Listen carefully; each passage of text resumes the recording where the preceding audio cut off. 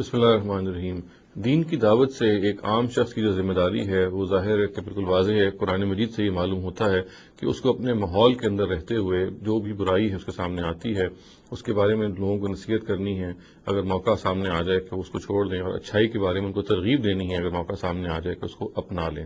چنانچہ یہ وہ دین کی ذمہ داری ہے جو ہر شخص ہم میں سے ادا کر رہا ہوتا ہے۔ اس میں ایک اکثر سوال پیدا ہو جاتا ہے جس کو ہم آج موضوع بحث بنائیں گے، اور جس کی وجہ سے بعض دفعہ لوگ اس ذمہ داری کو چھوڑ بیٹھتے ہیں، اور وہ دراصل شیطان کا ایک بہلاوا ہے، اس کی طرف سے ایک اکساوا ہے۔ اور وہ یہ ہے کہ عام آدمی بعض دفعہ یہ سمجھتا ہے کہ جو اچھائی کی بات اس کے پاس ہے اگر وہ دوسرے کو بتاتا ہے تو بعض دفعہ اس سے وہ برائی خود سرزد ہو جاتی ہے، یعنی اس کے نقیض اس سے خود سرزد ہو جاتا ہے۔ مثال کے طور پہ دیکھیے کہ اگر اس کے سامنے کوئی ایسا شخص آتا ہے جو غصہ کرتا ہے یا ایسی بدتمیزی سے گفتگو کرتا ہے، تو بعض دفعہ ایسا ہوتا ہے کہ ایک شخص کو یہ خیال آتا ہے کہ یہ غصہ تو مجھ سے بھی ہو جاتا ہے، بدتمیزی کی گفتگو تو میں بھی کر بیٹھتا ہوں بعض دفعہ جذبات میں آ کے، تو اگر میرے سے یہ برائی ہو رہی ہے تو مجھے کوئی حق نہیں پہنچتا کہ میں دوسروں کو اس کی تلقین کروں۔ گویا کہ مجھے اگر میں یہ کام کروں گا تو لوگ مجھے کہیں گے کہ دوسروں کو نصیحت اور خود میاں فصیحت، تو اس کے مستاق میں قرار پاؤں گا۔ اور یہ چیز پھر بعض دفعہ ایک انسان کو ڈسکریج کرتی ہے، وہ روکتی ہے کہ چونکہ میں اب برائی پہ قابو نہیں پا سکتا اور میرے سے غلطی ہو جاتی ہے، چنانچہ میں اس کے خلاف آگے پرچار بھی نہ کروں، اس برائی سے روکنے کی لوگوں کو بھی تنقید نہ کروں۔ یعنی اگر خود میں غصے کو کنٹرول نہیں کر پا رہا تو پھر مجھے کوئی حق نہیں ہے کہ میں اوروں کو بھی تلقین نہ کروں کہ مثال کے طور پہ غصے کو کنٹرول نہ کریں، یا کسی اور ہماری جو برائی ہم اگر اپنے سامنے رکھ لیں اس کا بھی اگر یہ معاملہ ہو۔ تو دیکھیے یہ شیطان کا ایک بہت بڑا پھسلاوا ہے، ایک بہت بڑا ایک اس کا آپ کہہ لیجیے اکساہٹ ہے، اور ہمیں ہرگز اس کے الزام میں نہیں آنا چاہیے۔ اس کا ایک فریب ہے۔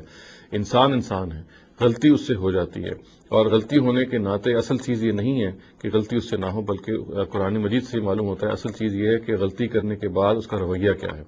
اگر غلطی کرنے کے بعد وہ دوبارہ پلٹتا ہے، دوبارہ پلٹنے کی اس میں صلاحیت ہے، بے شک وہ بار بار پلٹے،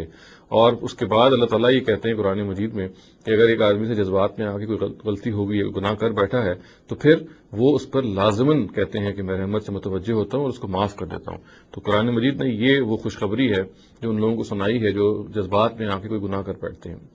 چنانچہ اس کا مطلب یہ ہے کہ اگر آپ سے کوئی غلطی سرزد ہو رہی ہے تو اس غلطی کے سرزد ہونے کے نتیجے میں آپ کو ہرگز نہیں رکنا چاہیے یہ سوچتے ہوئے کہ چونکہ مجھ سے یہ غلطی سرزد ہو رہی ہے چنانچہ میں اگر کسی اور کو نصیحت کروں گا اس غلطی کے بارے میں تو وہ میری بات کو کہے گا۔ ظاہر ہے اس میں یہ امکان تو ہو سکتا ہے کہ وہ آپ کو یہ کہے کہ دیکھیں آپ سے بھی تو یہ غلطی سرزد ہو رہی ہے اور آپ بھی یہ کام کریں جس سے آپ مجھے روک رہے ہیں۔ اس کے جواب میں آپ اس سے کہہ سکتے ہیں کہ بھائی میں بھی اسی کی تلاش میں ہوں اور میں آپ کو بھی نصیحت کرتا ہوں کہ آپ اسی تلاش میں رہیں کہ یہ وہ غلطی ہے جو ہم سے مشترکہ طور پہ ہو رہی ہے، تو آئیے ہم مشترکہ طور پہ اس سے جان چھڑائیں اور یہ دیکھیں۔ مگر یہ کہنا اور یہ سوچنا کہ سرے سے آپ نے دوسرے آدمی کو متوجہ نہیں کرنا اگر آپ کے سامنے اس کی برائی آ رہی ہے یا کسی اور نوعیت کی برائی آ رہی ہے، یہ ٹھیک نہیں ہے۔ انسان بہرحال غلطی کا خطا کا پتلا ہے، کبھی بھی پرفیکٹ نہیں ہو سکتا، وہ فرشتہ نہیں بن سکتا، غلطیاں اسے سرزد ہوں گی اور ہوتی چلی جائیں گی۔ اصل چیز جیسا کہ میں نے عرض کیا غلطی سے کے بارے میں احساس کرنا ہے، غلطی سے باہر آنے کا رویہ ہے جو اللہ تعالیٰ کے ہاں فیصلہ کن قرار پاتا ہے۔ اور چنانچہ اگر آپ سے کوئی غلطی ہو رہی ہے، اگر آپ سے کوئی گناہ ہو رہا ہے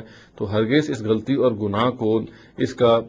اس کی وجہ نہیں بننا چاہیے کہ آپ اس غلطی اور گناہ کو اگر کسی اور کے اندر دیکھیں تو پھر آپ اس کو اس سے نہ روکیں۔ یہ میں نے جیسے کہ عرض کیا شیطان کا ایک بہت بڑا حملہ ہوتا ہے، ایک بہت بڑا وار ہوتا ہے، وہ ایک انسان کو مایوس کرنے کی کوشش کرتا ہے اپنے بارے میں اپنے حوالے سے، اور کہتا ہے کہ چونکہ تم اتنے زیادہ گناہ گار ہو اور تم سے اتنی غلطیاں ہوئی ہیں تو تمہیں کوئی حق نہیں پہنچتا کہ تم اوروں کو نصیحت کرو۔ اس سے ہمیں ہر حال میں بچنا چاہیے اور اللہ تعالیٰ سے دعا کرتے رہنا چاہیے کہ بہرحال انسان ہونے کے ناطے خطائیں ہم سے ہوں گی، مگر انشاءاللہ ہم جب خطاؤں کو ریلائز کریں گے، جب ان کا احساس ہوگا تو ہم باہر آئیں گے اس کیفیت سے، اللہ تعالیٰ سے توبہ کریں گے، اور امید ہے انشاءاللہ اللہ تعالیٰ ہمیں معاف فرمائیں گے جیسے کہ قرآن مجید انہوں نے ہم سے وعدہ کیا ہے۔ اور پھر ہم یہ بھی کریں گے کہ ہم سے اگر یہ غلطی ہو رہی ہے اور یہ غلطی ہم کسی اور شخص میں دیکھ رہے ہیں تو ہم کوشش کریں گے کہ اس کو بھی اس پہ متوجہ کریں اور یہ بتائیں کہ دیکھیں یہ وہ چیز ہے جس سے ہمیں نکلنا چاہیے، اور اگر مجھ سے بھی یہ کام غلط ہو رہا ہے تو آئے مل کے ہم جدوجہد کریں۔ ہرگز یہ نہیں سوچنا چاہیے کہ اپنی غلطی جو ہے وہ اصل میں ایک ایسی چیز ہے کہ جو آپ کو روک رہی ہے اس بات سے یا آپ کو اس چیز پر